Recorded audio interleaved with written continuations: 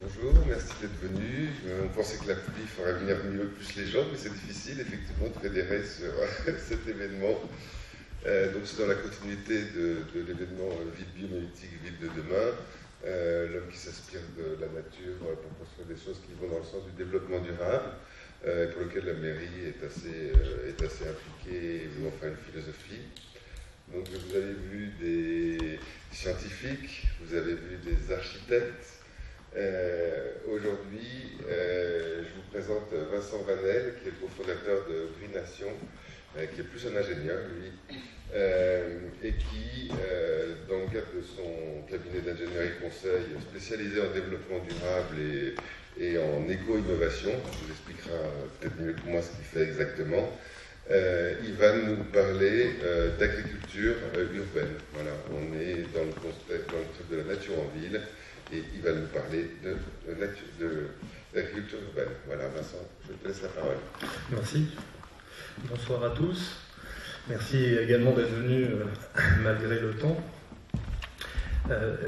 Après tout ce que vous avez pu voir lors de cette exposition, nous, on va parler d'un cas particulier de végétalisation innovante des villes, notamment se concentrer un peu plus sur Paris et un petit peu la région Île-de-France, présenter le contexte, je dirais, historique de l'agriculture dans cette région, sans rentrer dans les détails et les politiques agricoles, et de montrer comment petit à petit l'agriculture, qui était une partie historique de la vie dans les faubourgs à l'époque, réémerge et est réintroduite, souvent à l'initiative des citoyens.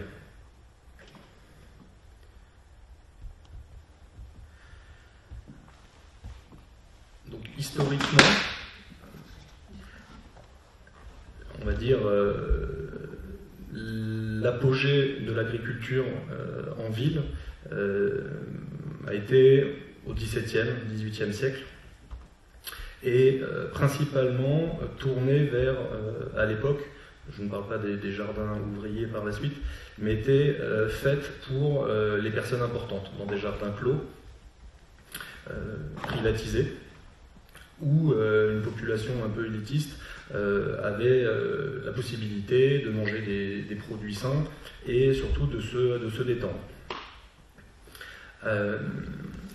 Ça s'est passé à peu près jusqu'à la fin de la Seconde Guerre mondiale, où après, pour, on va dire, une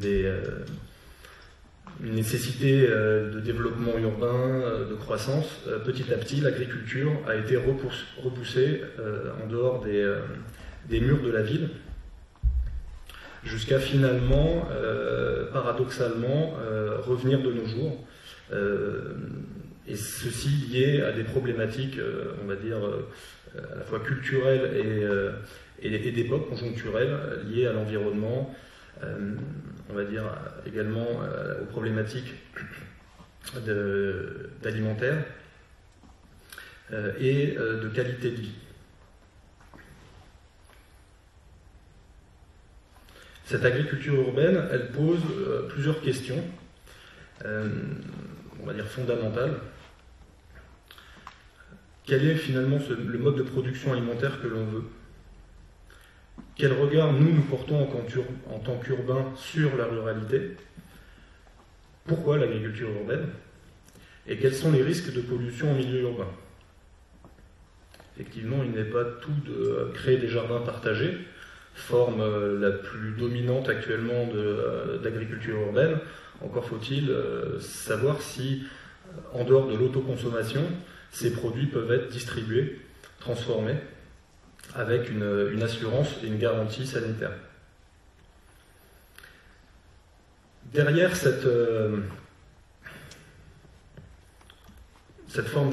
différentes formes d'agriculture urbaine, il y a l'enjeu de la ville durable. Donc pendant toute cette exposition, on a vu différentes formes d'appropriation de la nature pour, on va dire, nos loisirs, notre développement au niveau de l'espèce.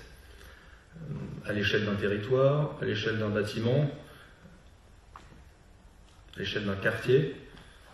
Si on raisonne en termes de ville durable, on va devoir concilier un certain nombre de problématiques et d'enjeux liés au logement, à l'activité économique, aux services urbains, au déplacement, aux loisirs, à la préservation de la biodiversité dans ces lieux de vie, et les échanges, l'interaction entre, et c'est une spécificité de Paris qu'on verra après, le lien entre la ville, le cœur de la ville, et le milieu périurbain et ruraux. Alors, on ne va pas rentrer dans les détails, mais la prise de conscience, on va dire politique et collective, s'est matérialisée, donc en France notamment par la loi Grenelle de l'environnement 2, et après pour la ville de Paris, la loi du Grand Paris, qui a été ensuite, en suivant des exigences de cette loi Grenelle 2, déclinée en schémas directeurs régionaux qui sont censés mettre en place les grandes orientations pour améliorer la qualité de l'air, la qualité de l'eau, la qualité des espaces verts, la qualité au bruit, et maintenir et refavoriser une biodiversité. Quand on parle d'agriculture urbaine, on est forcément confronté à une forme de concurrence par rapport, on va dire, au béton, qui va s'inscrire notamment dans les PLU. On va dire, si demain l'agriculture urbaine veut se développer, notamment dans les villes, il faudra un assouplissement, une adaptation des PLU notamment, pour que les porteurs de projets puissent s'interfacer, et notamment qu'une serre, par exemple, agricole ne soit pas considérée, elle sera toujours considérée comme un bâtiment agricole, mais aujourd'hui elle est interdite en ville, par exemple. Alors là, ça va être un focus un peu sur l'Île-de-France, donc très rapidement. L'Île-de-France, elle regroupe quand même 20% de la population française, mais seulement sur 2% du territoire national. Sur ce territoire, quasiment la moitié est couverte par des espaces agricoles et forestières, et le reste, c'est on va dire des milieux remarquables protégés, et 25% restants seront d'urbanisation pure. De manière générale, malgré que l'Île-de-France soit en bonne position sur la production d'un certain nombre d'espèces maraîchères, notamment la salade, le cresson, la réalité industrielle, les maladies, le fait que de grandes entreprises de transformation des aliments soient parties de l'Île-de-France a fait qu'il y a eu une chute, on va dire, du nombre d'exploitations sur le territoire, et forcément pour la plupart des espèces, une baisse de leur production. Quand on va parler d'agriculture urbaine, évidemment, on ne va pas rechercher une autonomie alimentaire. À l'heure actuelle, c'est un rêve pieux, même si on végétalisait de manière productive toutes les toitures terrasses, les espaces urbains comme des friches, des berges, des dents creuses, la petite ceinture, on n'arriverait effectivement jamais à nourrir l'ensemble de la population parisienne et encore moins francilienne. Par contre, cette problématique devient stratégique par rapport à des éléments de responsabilité sociale et environnementale que l'on verra un peu plus loin. Bon, là, ce slide, c'est surtout pour vous montrer que le territoire francilien, il est composé majoritairement d'exploitations de grandes cultures, quasiment de la monoculture, des céréales, et derrière, on va dire, des exploitations spécialisées qui produisent environ à peu près 32 espèces différentes, et ensuite les exploitations mixtes qui vont faire à la fois de la grande culture et à la fois se spécialiser dans une dizaine d'espèces différentes, souvent avec une recherche de rentabilité à travers la production d'espèces à valeur ajoutée.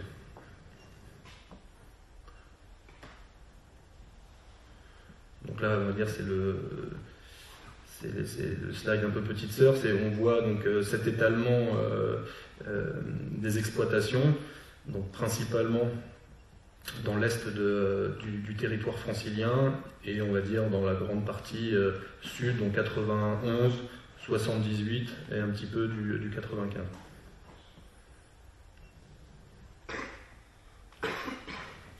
Donc malgré que finalement l'Île-de-France soit aux 3/4 une terre agricole, on va dire, nous franciliens on consomme à peu près 1 million de tonnes de fruits et de légumes par an.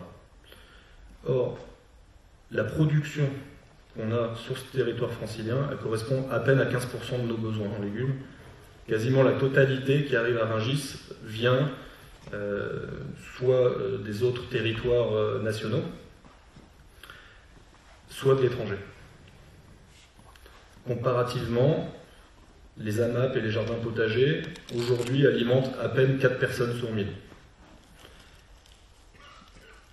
Et finalement, cette situation amène à une forme de paradoxe, c'est que malgré qu'on soit une zone où on produit énormément de fruits, de légumes, malgré que c'est baissé par rapport aux 30 dernières années, on est quasiment autosuffisant, on est à peine autosuffisant en salade. La distribution, quand on parle d'agriculture urbaine, ce n'est pas que la production dans une ville. Ça va être aussi rechercher une distribution optimisée.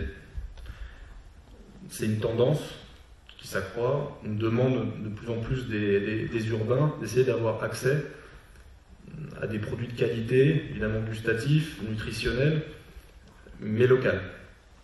Donc on a vu effectivement se développer depuis quelques années le principe des AMAP, où on crée un lien entre les milieux ruraux et des agriculteurs et les urbains, via des associations qui vont faire le lien.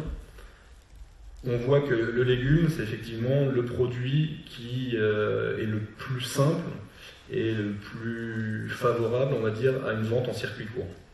Et en Île-de-France, elle est faite par quasiment 300 exploitations. Quasiment, sachant que une exploitation peut vendre en circuit court différents types de produits, quasiment les 3/4 des exploitations favorisent et développent ce type de distribution. Toujours en guise d'introduction, l'agriculture urbaine pose aussi la problématique de la pollution. Je produis des fraises, des tomates, des carottes, des petits pois sur un toit. Je ne vais pas avoir la même pollution, par exemple en métaux lourds, que si je produis les mêmes espèces à côté d'un axe autoroutier ou un axe routier comme le périphérique. Ça, c'est une comparaison simple, mais la pollution en milieu urbain, quelque part, elle sera toujours existante, via l'air, via l'eau, via le sol. Suivant la technique de production, le lieu de production, la modalité de production qu'on va choisir, on ne sera pas soumis, on va dire, aux mêmes risques de pollution et aux mêmes sources de pollution. Typiquement, peut-être vous faites partie vous-même d'un jardin potager partagé. Sur le nombre qui existe, il y en a à peu près sur Paris 400 jardins partagés, dont 93 qui se sont montés depuis les années 2000. Combien ont réellement fait des analyses de sol pour s'assurer que la production n'était pas nocive pour la santé? Par expérience, et par rapport au retour qu'on peut avoir avec des associations, très peu. Et souvent, quand elles ont été menées par les services de la mairie, parce qu'historiquement, sur ces parcelles, on savait que des boues d'épuration à l'époque, où il y avait des activités industrielles, métallurgiques notamment, qui ont pollué gravement les sols. Donc, notamment Montreuil, avec ses murs aux pêches, est un territoire extrêmement pollué. La petite ceinture, pareil. A priori, toutes les productions qui se font sur la petite ceinture, notamment par l'association des petits ruisseaux dans le nord de Paris, tout se fait en bac. Il n'y a quasiment plus rien, ou de moins en moins, qui est planté en pleine terre, plein air. Pareil, ces teneurs en métaux lourds, je parle j'ai axé sur la pollution en métaux lourds, mais derrière il y a les pollutions bactériologiques, les pollutions chimiques,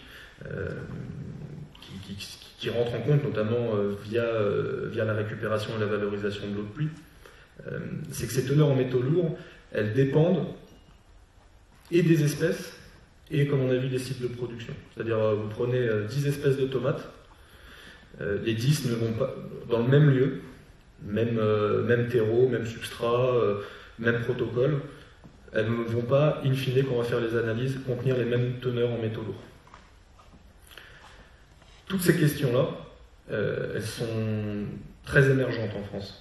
C'est-à-dire, il y a à peine 5 ans réellement, et Paris, ça fait à peine 2 ans, qui communiquent réellement sur l'agriculture urbaine, et nous n'avons quasiment aucun retour scientifique de connaissances qui permettent aujourd'hui, par exemple, à une collectivité ou à des entreprises, de choisir les meilleures technologies, les meilleures techniques et formes d'agriculture urbaine. Berlin a fait beaucoup d'études, l'Université technologique de Berlin, évidemment dans les pays anglo-saxons, au Canada, États-Unis, qui sont très en avant sur cette thématique par rapport à nous, et surtout d'un point de vue opérationnel. C'est qu'on a tous des bonnes idées, on peut tous faire un petit coin sur un balcon, une terrasse, et on commence tous par des plantes aromatiques. Combien arrivent à maintenir ces plantes aromatiques achetées chez Truffaut dans le temps, c'est encore une autre question. Alors l'impact environnemental des circuits courts. L'intérêt de l'agriculture urbaine, on a vu, c'est pas tant de nourrir et d'être autosuffisant dans la ville, mais c'est de favoriser une production locale qui va être peut-être plus qualitative au lieu d'être quantitative, et surtout elle va créer du lien social, on le verra tout à l'heure. Est-ce que le circuit court est moins polluant qu'un circuit de distribution issu d'une trentaine d'années d'expérience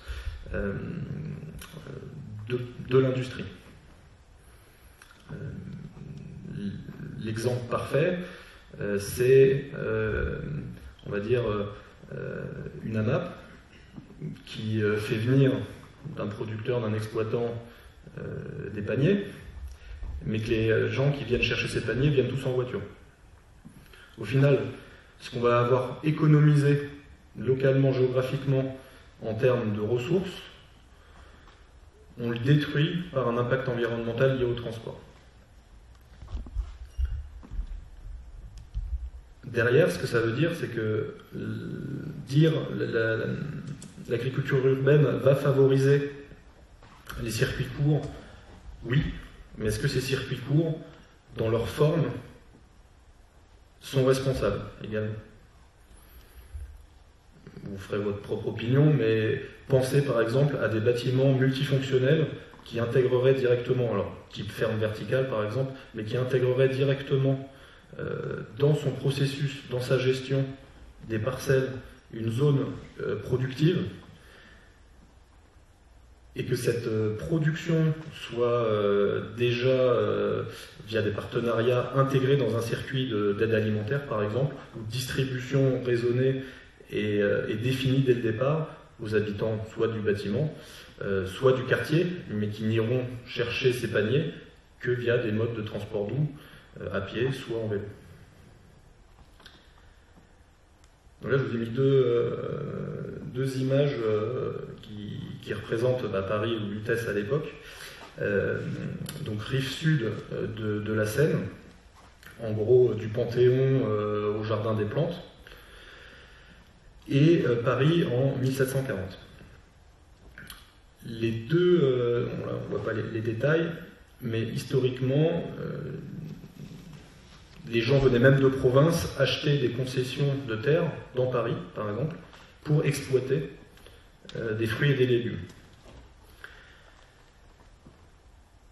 Donc, comme on disait en préambule, les jardins ont été, dès le départ, on va dire, fabriqués par l'homme, et notamment par, alors on va dire, le roi Louis XVI qui aimait beaucoup ça. Il a fait ça à Versailles, mais il a aussi lancé ça pour le jardin des Tuileries. Il voulait que des zones, on va dire, vertes existent au sein même de la ville. Derrière, dans les 30 glorieuses, on va dire par des soucis de développement, d'étalement urbain, d'industrialisation des filières agricoles, notamment en monoculture, tous ces espaces verts ont été éclatés et ont disparu et ont reculé. Donc là, il y a une représentation de l'évolution finalement de cette lutèce gallo-romaine, et comment dans le temps, en fait, on se rend compte que Paris, c'est la particularité de Paris, s'est développée de manière radioconcentrique. Et donc plus elle s'étalait de manière radioconcentrique, donc c'est cette partie à gauche ici, plus évidemment les espaces verts, les espaces agricoles disparaissaient et reculaient. L'autre spécificité de Paris, qui a fait qu'il y a eu une coupure de liaison entre les zones périurbaines et rurales et la ville elle-même, qui est un centre-ville maintenant, qui n'est pas un faubourg comme d'autres capitales européennes, avec des espaces verts, des parcs, etc., a été le ceinturage, la création d'enceintes. La plus marquante, c'est le périphérique. Ce périphérique, 32-35 km, crée une réelle coupure entre, on va dire, l'espace agricole francilien et la population parisienne, francilienne, qui se concentre au sein de Paris. Aujourd'hui, c'est la photo tout en bas à droite, on se rend compte que malgré 400 jardins et parcs et 2 bois, les bois de Boulogne et les bois de Vincennes, on se rend compte que Paris a des espaces verts extrêmement éclatés, extrêmement parsemés, et alors qu'elle présente le taux de densité l'un des plus importants du monde, quasiment 21 000 habitants au kilomètre carré, quasiment 2 fois plus qu'à New York, alors qu'on se représente New York comme une ville extrêmement dense et très peu verte. Donc Paris, c'est quasiment 2 fois plus dense que New York, et en termes d'espace vert dédié par habitant, on est à 5 mètres carrés à Paris, alors que par exemple à Londres, on sera à 45 mètres carrés, et à Berlin, 25 mètres carrés. L'objectif, évidemment, de l'ancien maire de Paris et de son ancienne colistière et nouvelle maire de Paris, c'est d'essayer d'atteindre 30 à 35 mètres carrés par habitant. Donc il y a toute une politique de verdissement de la capitale qui est lancée depuis une dizaine d'années, mais parce qu'on est extrêmement en retard par rapport à d'autres pays déjà européens et de grandes capitales.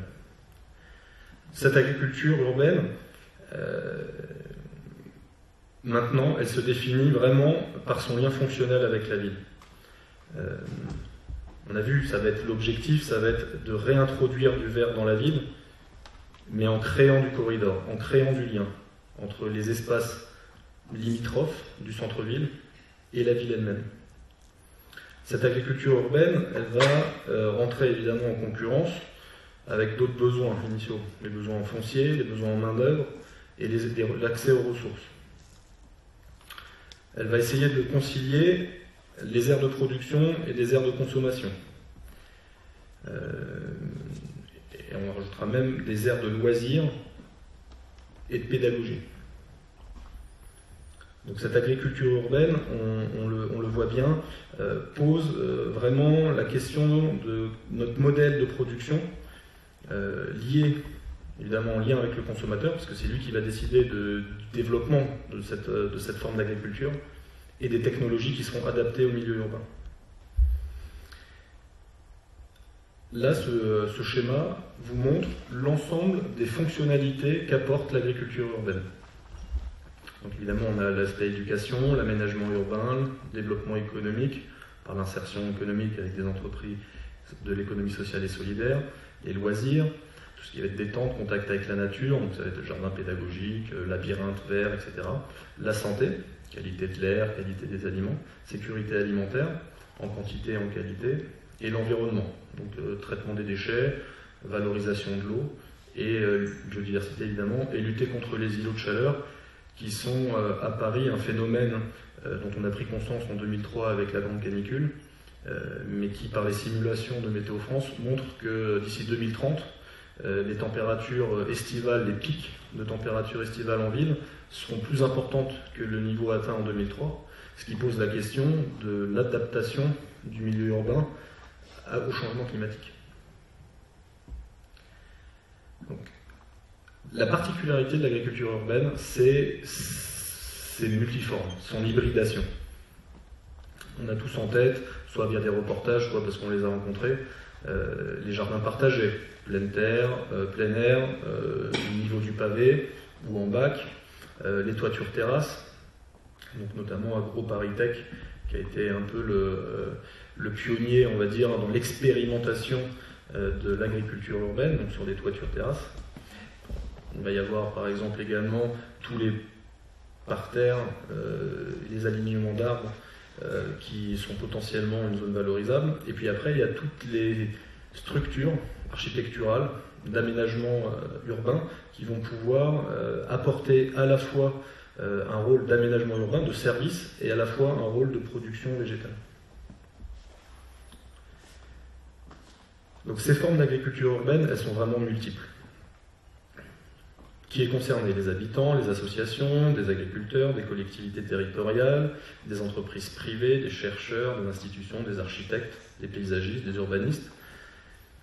Qu'est-ce qu'on va faire? Qu'est-ce qu'on va produire? Principalement des légumes, quelques fruits, des herbes aromatiques, des champignons, du poisson si on fait de l'aquaponie, du miel. Paris est très connu pour avoir une population d'abeilles plus importante que partout ailleurs dans le territoire francilien, et un miel de meilleure qualité, des œufs, des poules, quelques céréales. Quel est le système de distribution? Est-ce qu'on va en faire une activité marchande, non marchande, un mix des deux? Où est-ce qu'on va le faire? Donc les champs, les friches, des laissés, des dalles, tout ce qui est imperméabilisé, donc parking, place, toiture, des anciens sites industriels, des pieds d'immeubles. Quel va être le support, quels vont être les supports de production? Donc il va y avoir les pleines terres, évidemment, les terres rapportées, les substrats locaux du commerce et l'eau, donc tout ce qui est système hydroponique notamment. Et ensuite il y a les systèmes de distribution qui sont, on va dire, autant variés que l'imagination des citoyens qui les portent. Cueillette sur place, troc aux plantes, marché, système de panier, magasin de producteurs, magasin à la ferme, grande distribution, restaurant, table d'hôtes. Ça, c'est tous les possibles systèmes de distribution. Et en fait, à travers toutes ces formes, chacun va pouvoir personnaliser et trouver son mode le plus approprié à son bâtiment et évidemment à la population qui va s'occuper de ces jardins. Il ne faut pas croire qu'on met et puis ça pousse tout seul. C'est un vrai travail. Donc là, c'est une carte qui montre les jardins partagés à Paris. Donc on voit qu'il y a une grosse concentration en fait, dans les quartiers historiquement populaires de la partie nord-est de Paris. Ils sont créés une dizaine par an.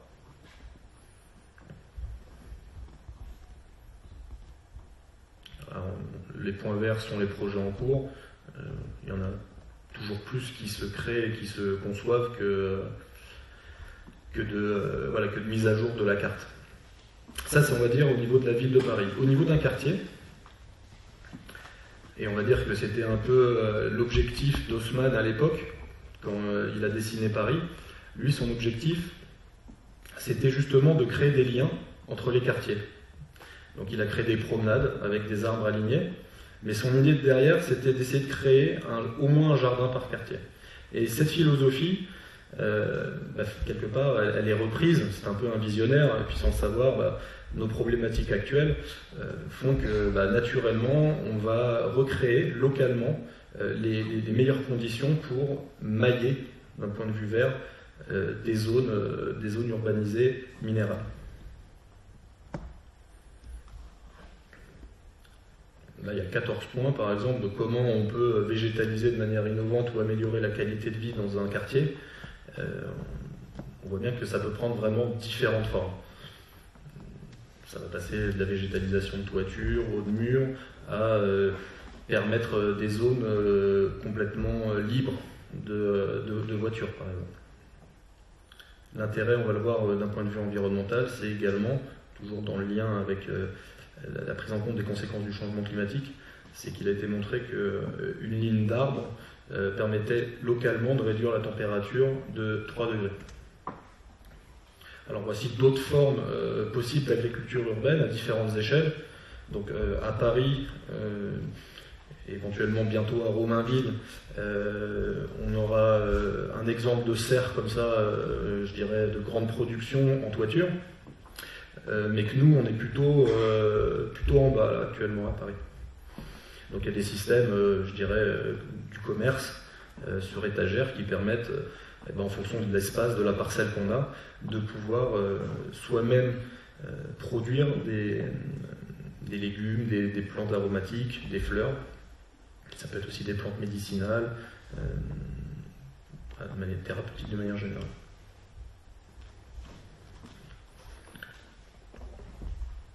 L'agriculture urbaine, elle a plusieurs objectifs. Les principaux, c'est mieux respirer, on végétalise, ça paraît évident, mieux manger, c'est pas beaucoup, mieux manger, c'est mieux manger, donc essayer de faire du qualitatif, le lien avec l'autre, et finalement ces trois objectifs tendent à créer des conditions de qualité de vie en ville meilleures. Donc l'agriculture urbaine, elle va apporter des services ce qu'on appelle écosystémiques. Donc là, c'est de type environnemental. Donc ça va être évidemment contribution à la biodiversité, évitement par le raccourcissement considérable des distances des émissions de gaz à effet de serre liées au transport alimentaire et à tout ce qui est lié au conditionnement, les emballages, les palettes, etc. La captation des eaux de pluie par les surfaces productives elles-mêmes, ou des systèmes de stockage ponctuels, la réduction des îlots de chaleur urbains et le traitement local des déchets organiques. D'un point de vue social, l'agriculture urbaine, elle va apporter plusieurs réponses. Et l'innovation, finalement, elle est liée à ce que les citoyens et les porteurs de projets en font. Ça va être la santé, traçabilité des aliments, sous couvert d'analyses effectivement chimiques et biologiques, l'intégration sociale, via l'économie sociale et solidaire par exemple, lutter contre la pauvreté, améliorer la biodiversité, mais le développement local de la biodiversité, donc tout ce qui va être loisirs, éducation, création d'emplois, il faut bien s'occuper des plantations, et lutte contre les émissions de gaz à effet de serre, directement en lien avec la santé. Une autre, on va dire, un des autres objectifs de cette agriculture urbaine, et dans l'exposition il y avait d'autres formes justement d'aménagement paysager dans les villes, que ce soit dans des démarches de haute qualité environnementale ou pas, c'est de créer justement ces liens entre îlots urbains et de favoriser le végétal dans la ville. Et donc d'un quartier à l'autre, créer ces espaces verts, ces corridors verts qui vont permettre de répondre à tout ce qu'on a vu juste précédemment, notamment la biodiversité, et créer des espaces de vie agréables et sains.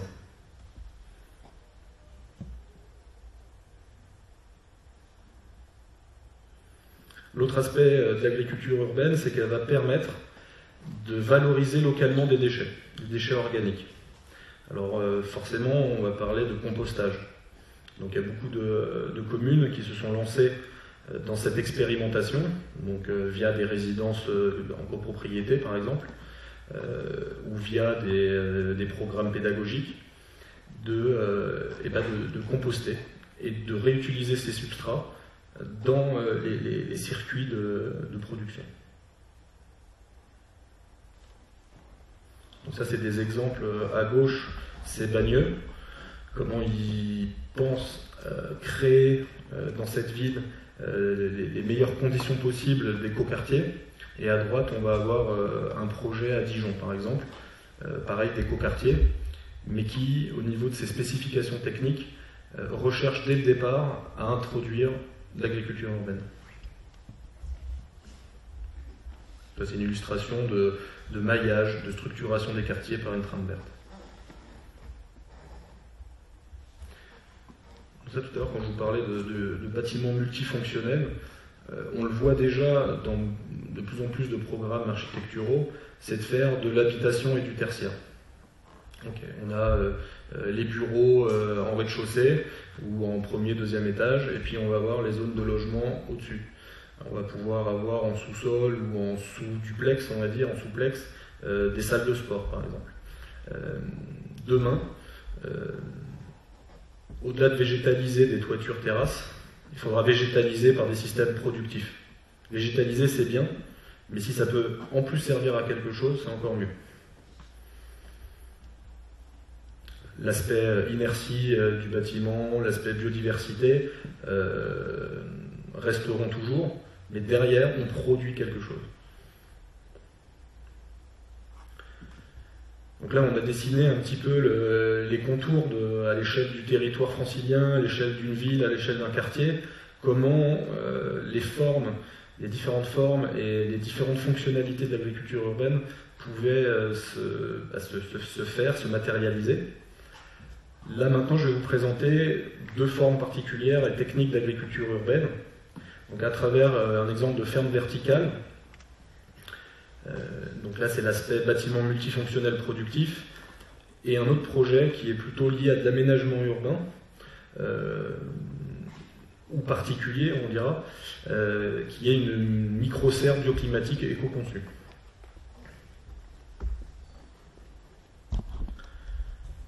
Donc l'agriculture urbaine, ça a comme tout produit ou service un cycle de vie.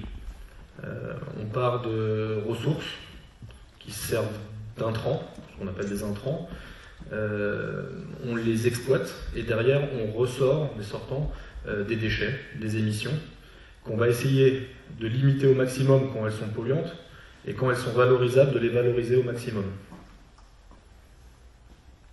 Derrière, effectivement, ça peut prendre toutes les formes.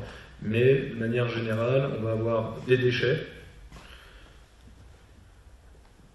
On va les utiliser donc, du compost en tant que substrat, que terreau. Donc on valorise déjà localement des déchets. Et derrière, on va produire des aliments qui vont être exploités localement, récoltés, donc, soit par des structures privées, soit par des associations ou les habitants de ces bâtiments, et derrière distribués ou autoconsommés. Donc cette ferme verticale, qui est prévue le long des voies de chemin de fer de la gare Montparnasse, l'idée c'est de créer un bâtiment évidemment le plus performant possible d'un point de vue énergétique et environnemental. Donc pour cela, on se base sur l'architecture dite bioclimatique et sur l'aspect culture, sur ce qu'on appelle la permaculture. Donc c'est un peu l'équivalent du biomimétisme, mais appliqué on va dire, à la production maraîchère. Donc c'est reconstituer finalement les formes, les combinaisons d'espèces que la nature naturellement a mises en place. Donc c'est à peu près 1200 mètres carrés d'espace. Derrière l'idée, donc, c'est que dans cette partie, on va dire tertiaire, il y ait une partie productive, donc en hydroponie, une partie bureau, analyse, laboratoire, une partie, je dirais, pédagogique, avec une sorte de salon qui présente ce qu'est l'agriculture urbaine, le manger bio, etc., la valorisation des déchets pour l'éducation, et une zone de distribution qui est une halle, une halle couverte, marché, donc, qui permettait de distribuer directement les produits sur place et évidemment de faire venir des acteurs économiques qui, 2 fois par semaine par exemple, vendaient d'autres produits dans une démarche la plus bio possible. Donc l'idée c'était de rendre le bâtiment le plus autonome possible et le moins impactant sur son environnement. Donc démarche HQE notamment. Donc diminution de la matière, valorisation de tout, de l'énergie, de l'eau. Donc quand je dis énergie solaire principalement et géothermique, de l'eau et de la matière.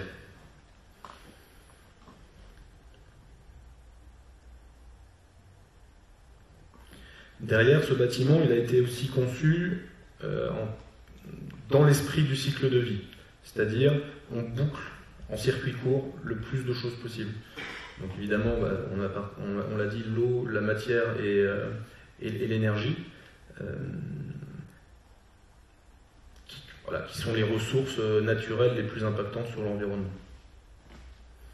Et l'important, c'est cette histoire de distribution. Pour que ça ait du sens, l'agriculture urbaine, il faut que les lieux de distribution soient sur les lieux d'exploitation. Donc on ne rentre pas dans les détails, mais l'architecture bioclimatique, c'est évidemment des parois performantes au niveau d'isolation, d'étanchéité à l'air, les modes constructifs, on va essayer de jouer sur l'inertie au maximum, sur les notions de serre, donc capter au maximum via des zones tampons l'énergie pour les restituer dans la nuit.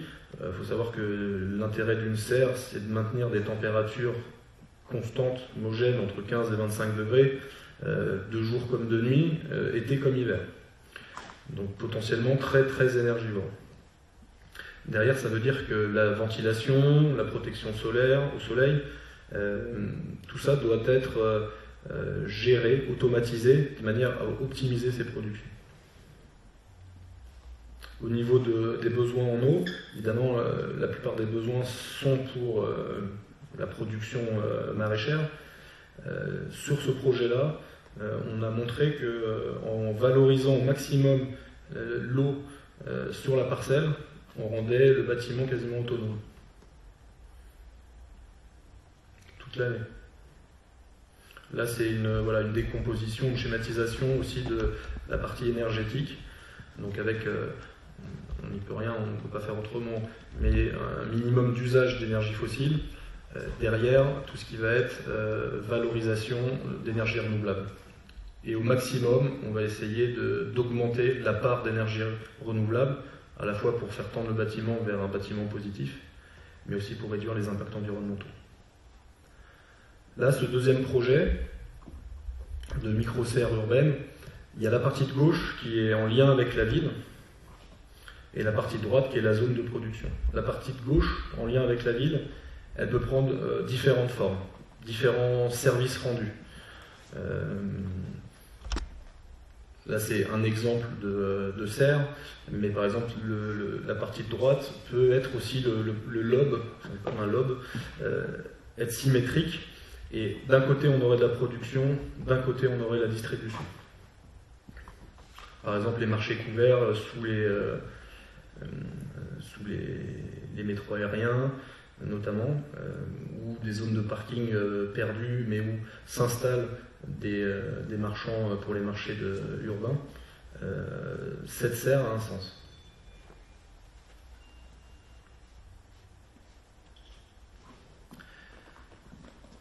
Donc ces serres agricoles urbaines, elles rendent... Enfin, pourquoi une serre déjà ? La serre, ça permet évidemment de maintenir une production le plus longtemps possible, de pouvoir faire pousser des primeurs et d'éviter un certain nombre de désagréments qu'on peut rencontrer quand on fait de la production pleine terre, plein air, que ce soit au niveau des nuisibles ou des maladies. Cette atmosphère, cet environnement contrôlé, que ce soit d'un point de vue automatisation pour l'aspect énergétique ou pour le contrôle des espèces elles-mêmes, est primordial quand on parle de serre. Donc le but, ça va être production et vente de fruits et de légumes frais de qualité au plus près des consommateurs. Donc et après, ça prend toutes les formes que vous voulez et que vos partenaires ou vos parties prenantes autour de vous veulent. Typiquement, il y a des projets où on travaille avec des restaurateurs, ils veulent intégrer directement certains produits, certaines espèces à valeur ajoutée, des fleurs comestibles, des primeurs, des espèces qui ont des formes, des couleurs très particulières et qu'habituellement ils ne font pousser que dans leur jardin à eux, sur le territoire francilien ou limitrophe. Et là, on leur permet de pouvoir le fabriquer directement sur place. Pareil pour les écoles hôtelières. Ça leur permet à la fois d'avoir un vrai sens pédagogique et de créer dès le départ entre le futur cuisinier un lien avec la matière. Donc l'objectif était triple de cette serre bioclimatique, c'était l'intégrer au bâtiment et à la ville. Zone tampon, isolation, aménagement, qui s'intègre dans un quartier ou une zone d'activité et ses acteurs. Le but, c'est de faire participer la population locale et une démarche scientifique innovante, parce que, comme on disait au début, il y a très peu de connaissances scientifiques sur l'agriculture urbaine, et la serre est vraiment un moyen de comparer les résultats existants sur des productions en toiture terrasse, par exemple, comparé à une production près d'axes autoroutiers ou routiers, denses, notamment à Paris. Est-ce que ce qu'on produit en serre sera plus comestible, même si on est à côté du périphérique?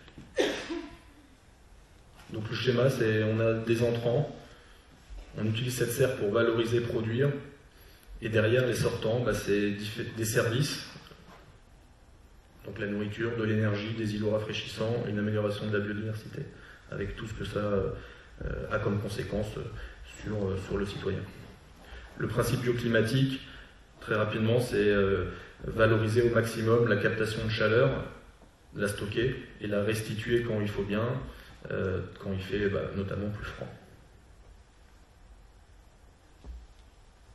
L'intérêt aussi d'une mise en culture en serre hors sol, en milieu urbain, ça va être au niveau des frais de mise en culture. Si on valorise les déchets locaux, on n'a pas besoin de les acheter, évidemment. Des dons, des partenariats avec des semenciers ou des associations liées à la biodiversité, la construction en voie sèche et prémontée en usine. Donc on va limiter aussi les impacts environnementaux liés au mode constructif qu'on utilise. Derrière, au niveau de l'exploitation, qui est un enjeu important, c'est de simplifier au maximum cette exploitation. Donc des petites parcelles où on va pouvoir utiliser et maximiser la verticalité de l'objet architectural, va permettre d'optimiser la production de la parcelle, etc., etc. Les emprunts qui seront effectivement beaucoup moins importants, puisque ce n'est pas des projets de grande culture, donc c'est quasiment autofinançable. Et après, au niveau du coût en exploitation, pareil, comme on valorise le plus possible l'eau, les déchets et l'énergie, c'est forcément des charges que l'on n'a pas. Tout ça participe à une démarche innovante de développement durable sur les 3 piliers. On a la partie sociale, avec le lien, les gens qui se parlent, qui montent eux-mêmes des associations, qui exploitent la serre, l'environnement, on en a parlé avec tous les bénéfices que cela comporte, et l'aspect économique. Est-ce que c'est viable réellement de faire de l'agriculture urbaine, hors autoconsommation? Voilà, c'est quelques chiffres, histoire de se donner un peu une idée de qu'est-ce qu'on peut réellement produire donc en serre, quelle est l'énergie dont on a besoin, quelle est la quantité d'eau dont on a besoin. Et qu'est-ce qu'on peut faire avec 25 mètres carrés? Est-ce qu'on peut, par exemple, nourrir 1 à 2 familles de 3 personnes par an, par exemple. Donc ça, ce projet, c'est innovant parce qu'on a des partenariats assez prestigieux, on va dire, notamment les Restos du Cœur, qui voient un très bon moyen de pouvoir réinjecter dans le circuit d'aide alimentaire les produits, et également par l'insertion, faire travailler des gens toute l'année. Actuellement, les projets qu'ils ont, ce qu'on appelle les champs du cœur, n'occupent les travailleurs en insertion qu'une partie de l'année, et souvent en lien avec les cycles de la nature. L'aspect recherche, très rapidement, c'est cette évaluation, cette comparaison des teneurs en métaux lourds et en minéraux dans des cultures productives plein air et en serre bioclimatique, avec des amendements issus de la valorisation locale de biodéchets urbains.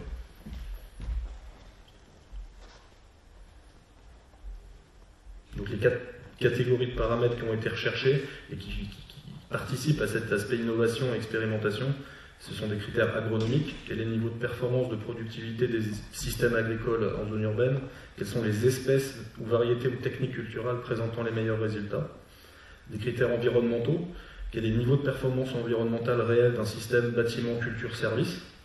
Quelle synergie environnementale de maraîchage urbain et d'urbanisme on va pouvoir développer?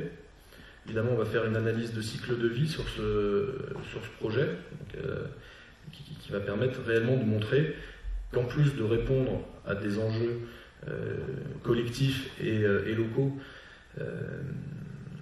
de réellement diminuer les impacts environnementaux, multicritères, des critères économiques, est-ce que c'est faisable, transposable, rentable? Est-ce que réellement ça participe à l'amélioration de l'économie de la pauvreté? Et des critères sanitaires et sociaux, donc les risques toxicologiques de ces cultures alimentaires et les bénéfices en termes de santé, nutritifs et de bien-être social. Hop. Alors, je vais vous envoyer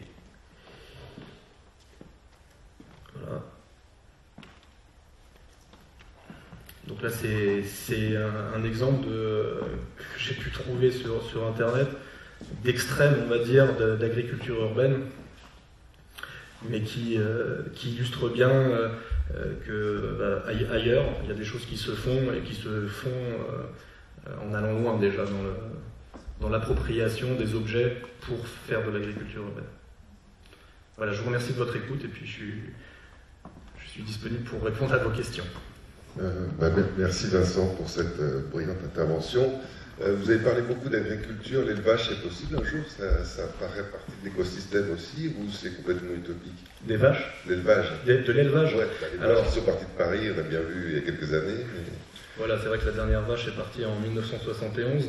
Il y a déjà des projets, je dirais, expérimentaux d'élevage, alors pas au sens où on l'entend, mais plus réintroduire des ovins ou des caprins qui vont par exemple permettre de brouter des zones, des espaces verts, et au lieu d'utiliser des équipements, des tondeuses, etc., c'est des animaux qui après effectivement vont suivre pour certains un cycle, je dirais, plus traditionnel, l'usage de la viande évidemment, et puis par exemple de la laine si c'est des moutons. Donc ça existe déjà, des systèmes ou des projets d'aquaponie, donc où on va associer culture végétale et élevage de poissons, sont à l'heure actuelle à l'état, à Paris tout du moins, de projets et d'esquisses. Vous disiez tout à l'heure, vous parliez de la production en Île-de-France. Est-ce que la production en Île-de-France reste entièrement en Île-de-France ou est-ce que... Elle part. Elle part et en fait avant elle était transformée. Tout le blé qu'on produit en Île-de-France pourrait alimenter, alors il n'y a plus de moulins, mais voilà, des usines qui le transforment, qui en font du pain, et que le pain qu'on consomme soit vraiment issu de céréales franciliennes. Mais ce n'est pas le cas. Enfin, tout est exporté. Après c'est de l'économie souvent qui est derrière tout ça, mais les 3/4 sont exportés et du coup en fait on s'approvisionne via le grand quart nord-ouest de la France et suivant les saisons évidemment de la ceinture méditerranéenne. Et à propos vous disiez le végétal dans Paris, pour l'instant ce qu'on voit, moi j'ai l'impression que c'est surtout du végétal décoratif. Ouais. Pas trop encore du végétal productif. Non, exactement. En fait, on y va petit à petit. En fait, il y a moins de 100 jardins partagés sur Paris, et on voit que de toute façon, c'est extrêmement local. Cet aspect végétalisation innovante, donc on le retrouve de plus en plus sur des toitures végétalisées, sur des murs végétalisés, sur des parterres ornementaux, par exemple. Mais effectivement, tout ça n'est pas productif. Ça le devient petit à petit. Déjà à notre échelle, on a tous eu un jour ou l'autre une jardinière avec quelques plantes aromatiques. C'est le b.a.-ba, mais voilà, il faut bien commencer par quelque chose. Mais quand on voit le degré de pollution dans Paris, on n'incite pas peut-être vraiment à cultiver et à manger ces légumes qui seront cultivés, qui seront récoltés. Ouais, c'est l'une des principales problématiques, c'est l'acceptabilité sociale de l'agriculture urbaine. C'est qu'on part du principe qu'effectivement dans un milieu urbain pollué, dense, très dense comme Paris, l'air est pollué, l'eau va être polluée, surtout si elle ravine sur les toitures, etc. Un peu moins le sol, sauf si on est effectivement dans des zones polluées par les métaux lourds. On a besoin de connaissances scientifiques. C'est pour ça que l'agriculture urbaine, réellement en Île-de-France et à Paris, c'est le début, c'est vraiment le début. Et vous avez pu le voir dans les autres projets, il y a des projets très grandioses, avec des grands cabinets d'architectes, ou très très innovants, comme les parois de la société XTU, qui permet d'utiliser des algues. Mais bon, pareil, ça c'est expérimental. Derrière, est-ce que vous mangerez les algues qui sont fabriquées dans les parois de ces bâtiments, par exemple? C'est une vraie question. Après, il faut aller au-delà des peurs intrinsèques qui ne sont pas forcément dénuées de logique, mais qui ne se basent pas forcément sur des faits réels et factuels scientifiques. Mais si vous dites que le miel de Paris est particulièrement bon, malgré la pollution, c'est parce qu'il y a moins de pesticides peut-être? Oui, exactement. C'est-à-dire, en fait, avec tous ces jardins, même s'ils ne sont pas très nombreux, tous ces ornements floraux, on a de plus en plus une vraie diversité d'espèces, florales notamment, qui est en plus favorisée par la présence de plus en plus d'abeilles qui pollinisent de mieux en mieux, etc. Et effectivement, parce qu'il y a moins de pesticides, les abeilles s'en portent mieux et le miel qu'elles produisent, malgré un environnement et d'air qui peut être pollué, elles le subissent moins. Et effectivement, le miel, elles se sentent mieux en fait, et quand elles se sentent mieux, elles produisent mieux le miel. Mais les légumes et les fruits ne pourraient pas être meilleurs non plus? Si, possiblement, si. Mais ça dépend de plein de choses, ça dépend de la qualité du sol. Évidemment, comment reconstituer dans un bac à légumes qu'on met sur une toiture terrasse les mêmes conditions de richesse de sol qu'en Cévennes par exemple, ou dans certaines zones où le goût du fruit ou du légume est lié à la qualité du sol. Donc on ne pourra jamais comparer, si on a en tête le goût d'une tomate dans le Languedoc-Roussillon ou en Catalogne, on ne pourra jamais le reproduire, et même d'un point de vue industriel en laboratoire chez nous. Mais par contre, on peut effectivement rechercher des espèces et le goût. Oui. J'ai d'abord une remarque. La pollution diminue à Paris sensiblement depuis quelques années avec la politique qui est menée. Deuxièmement, vous avez cité le cabinet XTU, le but n'est pas de nourrir les gens, en l'occurrence avec les façades d'algues, et c'est pas des projets utopiques, puisqu'il y a un projet qui se monte à Nantes, donc il est en construction. Le but éventuellement, à plus long terme, mais ça dépend des algoculteurs, c'est évidemment de faire soit des biocarburants, soit si on raffine ces algues, de faire des molécules intéressantes de type sucre ou huile, effectivement, ou la matière sèche, de l'utiliser dans des chaudières pour chauffer le bâtiment. C'est pour ça que ce projet est intéressant, parce que c'est un système de symbiose entre une biofaçade et il y a des échanges gagnant-gagnant entre l'agriculteur et l'entreprise. Et ma question ensuite, ce serait si vous étiez en charge à Paris d'une mission pour mettre de l'agriculture urbaine en dehors du projet à Montparnasse, quel serait un projet pour vous qui serait intéressant de lancer? Alors, il y en a deux que j'ai en tête qui sont en train d'être menés, c'est dans les halles, les anciennes halles, dans le 13e notamment, où potentiellement c'est des anciennes friches qui peuvent être exploitées. Donc là, l'idée c'est d'en faire une sorte de grande halle et de faire, alors là ce serait pas un système vraiment fermé, ce serait semi-ouvert, mais purement végétal et purement productif. Ça, en priorité, c'est ces espaces-là, ces grands espaces où potentiellement on peut tout de suite faire quelque chose. Ensuite, il y a les toitures terrasses, avec toute la problématique de l'existant. C'est-à-dire que les bâtiments qu'on a, c'est les 3/4, ils n'ont jamais été conçus pour un jour intégrer de l'agriculture urbaine. Et on voit la difficulté pour atteindre les toitures terrasses dans les bâtiments. On a une trappe, une échelle, c'est rare qu'on ait un monte-charge ou d'autres. Là, c'est quasi impossible de faire de la végétalisation productive. Donc ça demande des adaptations, effectivement, qui seraient très coûteuses et même d'un point de vue urbanistique, pas acceptable. L'autre aspect, c'est éventuellement un peu comme cette ville anglaise, Tortonen, je crois, qui en fait a mis en place, a généralisé dans sa ville, donc tous les espaces possibles, l'espace vert de la mairie, de la commune, donc c'était les pieds d'arbres, des jardinières contre des murs, etc., de faire pousser des fleurs, des plantes, des aromatiques, des fruits, des légumes, et de laisser en fait la population, évidemment locale, s'en occuper.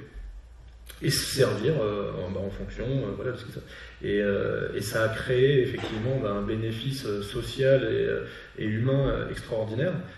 Évidemment, ça n'a pas permis de nourrir tout le monde, mais par exemple, ça a quasiment éradiqué certaines délinquances liées à la problématique d'approvisionnement en nourriture.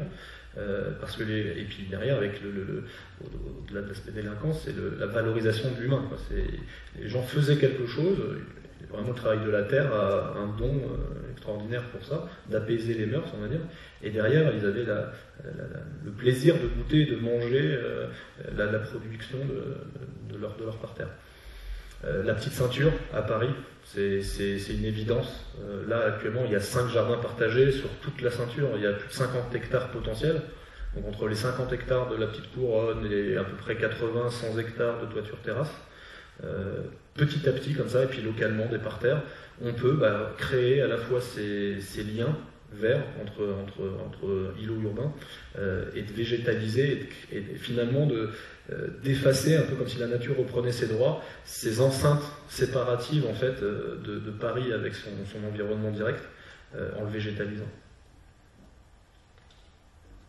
Vous parliez d'associer distribution et production, les distributeurs, les grandes chaînes de restaurants, les McDo, les Auchan, tous ces gens-là, ils s'y mettent pas, ça, parce que les toits de Auchan s'y prêtent pas mal.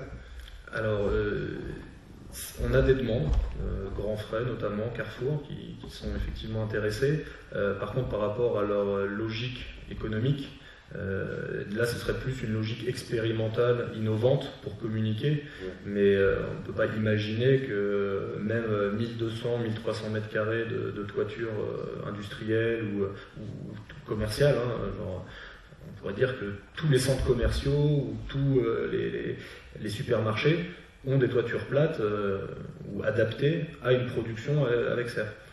Ils ne sont pas encore dans cette logique. Mais ils y réfléchissent effectivement et petit à petit, dans une idée effectivement de positionnement stratégique et de produire des espèces à valeur ajoutée. En fait, on se rend compte, je sais pas, des piments, de la ciboule, le basilic thaïlandais, et puis il y a plein d'autres exemples. On les importe, ou quand on les achète, c'est 10-12 euros le kilo, par exemple, la ciboule, des choses comme ça. Il y a un sens à produire des espèces à valeur ajoutée localement. C'est dans ce sens qu'ils s'y intéressent. C'est sûr qu'il suffit pas d'avoir des terrasses pour pouvoir compter, parce qu'il y a quand même des problèmes de structure, d'étanchéité. Ça coûte très cher quand même, des toitures sur lesquelles on peut cultiver. Enfin, c'est beaucoup plus cher qu'une toiture terrasse lambda. Bien sûr. Donc sur l'existence, c'est vrai que c'est pas forcément évident. Bon, ça n'a pas été prévu au départ. Mais sinon, je voulais vous demander, le projet de ferme verticale, il en est à quel stade? On va dire qu'il est au stade DCE. Donc on est en train de faire les cahiers des charges et de définir en fait les solutions techniques pour lancer un appel d'offres. Ça veut dire que par exemple le permis de construire a été délivré? Non, pas encore. Non. Et il est porté, le maître d'ouvrage, c'est qui? Alors le maître d'ouvrage, c'est une partie la mairie du 15e, une partie RFF et une autre structure, montage un peu particulier à la fois propriétaire terrien, on va dire, et gestionnaire. Donc il y a 3 parties prenantes, on va dire, et l'équipe de projet de maîtrise d'œuvre. Et sur ce projet-là, la part importante, c'est que ça a été porté initialement par des associations et des riverains. C'est-à-dire qu'en fait, il y a d'autres alternatives. Toutes les parcelles possibles et exploitables à Paris sont trustées, on va dire, tout de suite par énormément de gens, notamment les promoteurs et les bailleurs sociaux. La force, la puissance des riverains, qui se constituent après une association ou autre, pour définir leurs besoins et ce qu'ils veulent dans leur quartier, est primordial en fait dans ce genre de projet, vraiment. Parce qu'ils font un lobbying quelque part sain, mais qui répond à leurs attentes, et parce qu'ils connaissent le mieux le quartier, quoi. Et cette exposition-là, elle répond à des projets sur des visites ou sur... Est-ce qu'elle répond, vous ne savez peut-être pas, mais est-ce qu'elle répond à des choses concrètes, à des projets un peu envisagés déjà sur des visites? Alors on parle avec le service développement durable justement qui nous avait contacté initialement pour justement parler de ce projet-là. Eux ils étaient plus intéressés à court terme tout du moins sur la serre en fait bioclimatique d'aménagement urbain. c'est une réflexion en cours en disant que derrière, il faut trouver l'emplacement, il faut voir s'il n'y a pas de concurrence foncière avec d'autres parties prenantes intéressées. Qui s'en occupe? Est-ce que c'est en partie les services des espaces verts de la mairie, une association, un exploitant privé? Donc en fait, il y a plein de questions qui découlent en fait juste de l'idée, qui font que pour l'instant, c'est des échanges avec M. Porcheron, par exemple, qui s'occupe du service développement durable de la mairie. J'espère que voilà, ça pourra aboutir effectivement sur des cas concrets. Là, cette serre, on la lance sur Montreuil, notamment avec les restaurants du cœur. Voilà, ponctuellement, Malakoff aussi intéressé, Sceaux est intéressé. Donc petit à petit, c'est un intérêt croissant et je le vois dans la communication, pas que liée aux élections récentes, mais la thématique Agenda 21, Scott, PCEAT, quelque part, elle dérive tout de suite vers de l'agriculture urbaine. Enfin, alors, c'est le jardin potager, végétalisation, créer des corridors écologiques, des corridors verts. Mais tout ça va se heurter au projet immobilier. C'est pour ça qu'il faut à notre sens, il faut vraiment que dès la conception, la programmation même, avec le maître d'ouvrage, c'est intégrer le végétal. Comment j'intègre le végétal de la productif dans mon bâtiment, dans un aménagement de quartier, par exemple, dans une ZAC. Et si on n'intègre pas dès le début, après c'est quasiment impossible, à moins à des coûts exorbitants. Là, je veux dire, ça va se heurter parce que les producteurs, eux, ils ont besoin de tout l'espace. Ils ne sont peut-être pas décidés à... Alors l'idée c'est pas de dire je fais du plein terre, du plein terre et j'utilise des parcelles à même le sol. C'est l'intérêt aussi, pourquoi pas en neuf, d'intégrer tout de suite de la végétalisation. C'est qu'en neuf on peut faire ce qu'on veut quelque part. Et quand on va imperméabiliser une parcelle pour construire un bâtiment, si finalement la parcelle qu'on aurait pu prendre et végétaliser au sol, en fait on la surélève, on la transpose, on la déplace en fait du sol à la toiture. Et du coup, quelque part, on répond pas, on rentre plus en concurrence avec justement les foncières. Et même mieux, c'est qu'ils sont intéressés parce que ça valorise leur bâtiment. Et c'est fait des projets innovants. Mais ça ne peut être que dans le neuf et ponctuellement dans de l'existant, sous couvert effectivement d'études de structure notamment, et puis voilà, gestion de l'approvisionnement, des flux de matière, etc.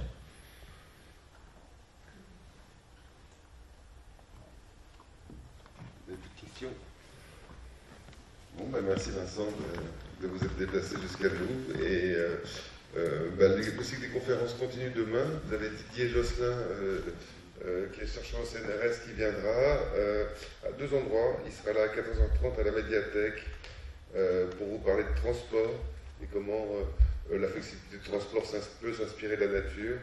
Et il viendra à 18h30 ici même vous parler de Spiderton et comment améliorer la ville grâce au toit d'araignée. Et puis jeudi, il y a une soirée cinéma au Centre Ravel. On diffuse les films de Arte, L'art du déplacement et Construire efficacement. C'est une série de films sur le biomimétisme. Voilà, merci. Merci.